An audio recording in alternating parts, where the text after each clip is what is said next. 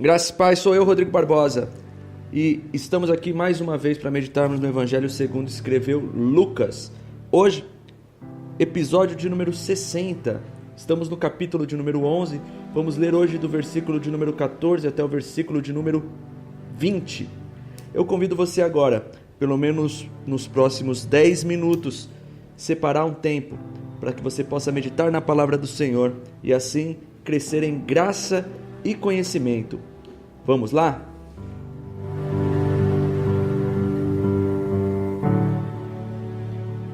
Lucas, capítulo de número 11, versículo de número 14, diz assim: Estava ele expulsando um demônio, o qual era mudo. E aconteceu que, saindo o demônio, o mudo falou, e maravilhou-se a multidão. Mas alguns deles diziam: Ele expulsa os demônios por Beelzebu, príncipe dos demônios. E outros, tentando, pediam-lhe um sinal do céu. Mas, conhecendo eles os seus pensamentos, disse-lhes: Todo reino dividido contra si mesmo será assolado, e a casa dividida contra si mesma cairá. E se também Satanás está dividido contra si mesmo, como subsistirá o seu reino? Pois dizeis que eu expulso os demônios por Beelzebu.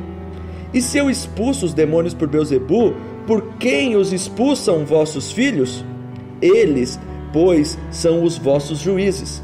Mas se eu expulso os demônios pelo dedo de Deus, certamente a vós é chegado o reino de Deus.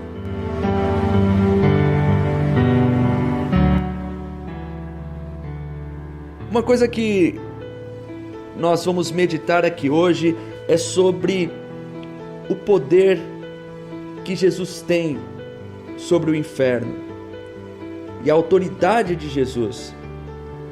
Pare e pense um pouco. Olha só o que nós vimos aqui. Jesus estava expulsando um demônio ao qual era mudo. Existem circunstâncias de aprisionamento em vidas que deixam as pessoas cativas, aprisionadas, debilitadas. Sim, demônios querem destruir a vida das pessoas. Neste caso, esse demônio fazia com que essa pessoa ficasse muda. E o interessante é que essa condição de mudo saiu a partir do momento em que Jesus expulsa esse demônio.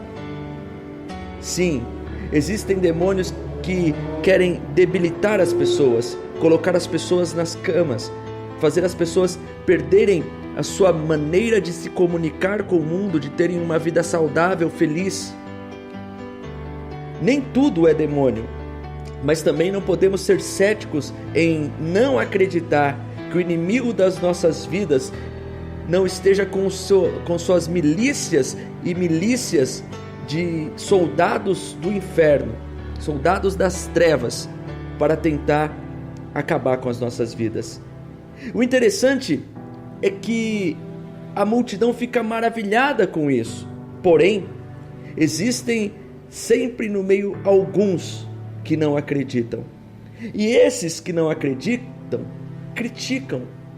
Esses que não acreditam não olham o fato de agora um mudo estar falando.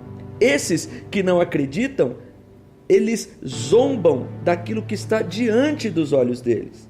E ainda dizem que Jesus está expulsando demônios pelo próprio demônio, pelo poder do demônio, pelo poder de Beelzebu.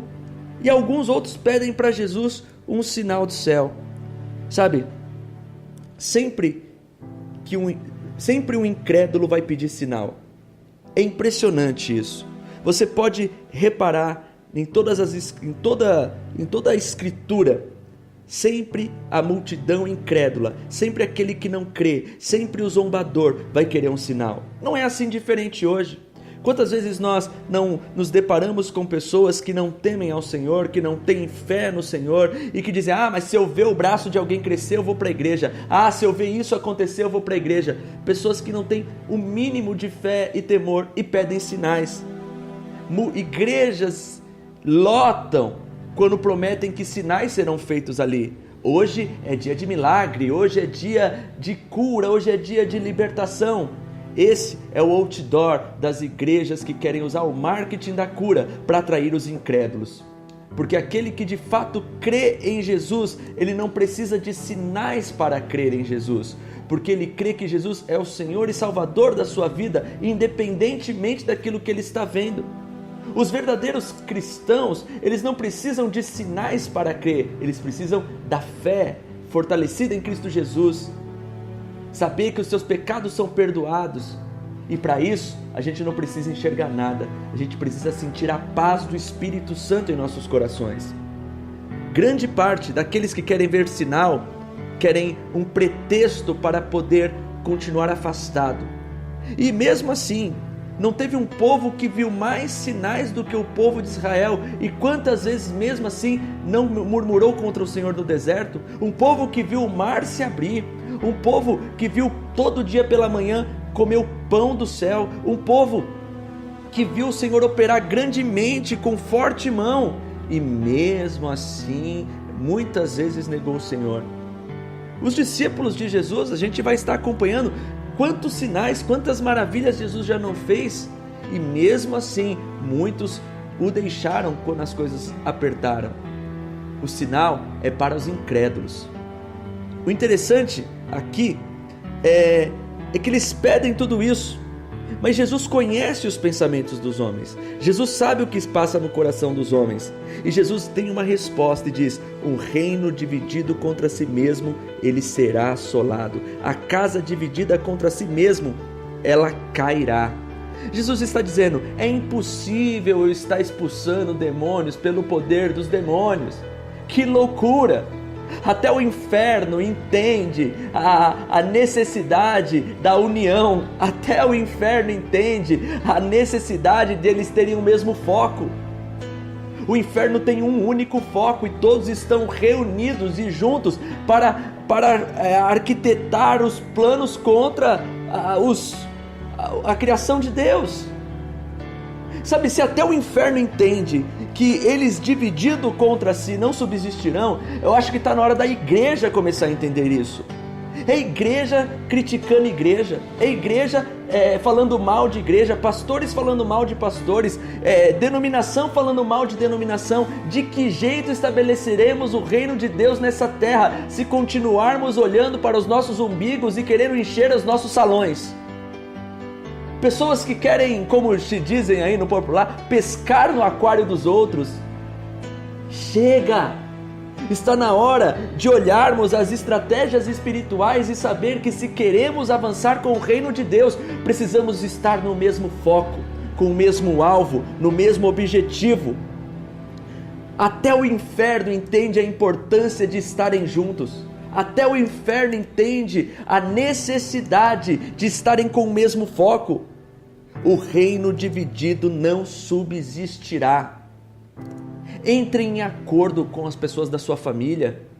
Às vezes o seu casamento está com problema porque cada um quer enxergar as coisas do seu lado. Ninguém cede. Senta, para tudo. Coloca ali uma estratégia, um foco, aonde vocês querem chegar, aonde vocês querem ir.